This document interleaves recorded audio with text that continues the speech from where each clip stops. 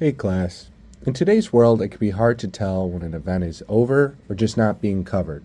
After all, news care more about getting views than actually telling you what's really important. A major example of this would probably be the ongoing crisis with Israel and Iran. On June 21st, 2025, America directly attacked Iran. You probably heard of this by bombing the enrichment centers, and while a lot of people think this is just a one-time event, it's actually still ongoing. To give some context, Iran has always had a nuclear deal with America, which didn't let it build up any nuclear material for weapons or any other use. That is until Donald Trump pulled out of it in 2015. Because of this, Iran started a uranium enrichment program, but Israel feared that they would use it to make nuclear weapons. They were in a stalemate until America decided to intervene. June 21st, 2025, America blew up 3 uranium enrichment centers. Trump stated that they were completely obliterated. So it would seem that the issue is solved. With no more uranium, Iran couldn't do anything, and Israel didn't have to worry.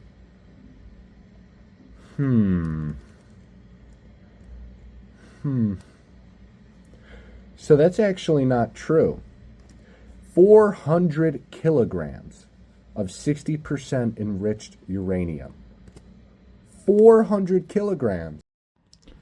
To put 400 kilograms of uranium into perspective, the little boy, the bomb that the U.S. dropped on Hiroshima, and the largest uranium-powered bomb, had 64 kilograms, or approximately 141 pounds of uranium. Iran has enough uranium to make 6 1/4 of these bombs. This hopefully helps explain how dangerous of a situation we are in. As if Israel and America keep amping up their tactics, it could leave Iran no other option. Nuclear weapons built like this have what we call nuclear fallout. Because the uranium leaves nuclear waste and health risks on the land, it could leave the Middle East a complete desert and uninhabitable for years. And apparently not everyone believes that these are completely unfunctional. Not to mention that there is a completely other uranium enrichment center being built. Now this just makes it harder to try to communicate with Iran. But since they still have it, this leads to a big problem. If Iran feels the need to use it or defend itself, it could lead to a war if we can't find a solution. Iran has already stated that it's open to having talks. So all we need to do is figure out what we need to give them to make sure these talks happen. But because of recent events between Donald Trump and Iran, this makes it a lot harder. First, we have to really understand what the root issue is. Israel wants to ensure that the nuclear program is contained. They want to make sure that Iran isn't using it to make nuclear weapons. The Arab states are also eager to work with Mr. Trump. They want to find a solution, but they want restraints on Israel. After all, before America intervened, Israel was bombing Iran to try to deal with this.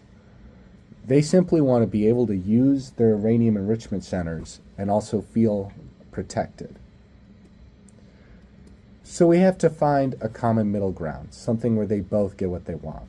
Israel wants to make sure that the program is contained, but Iran also wants to make sure that they're allowed to make their enriched uranium and use it. So we find a common solution.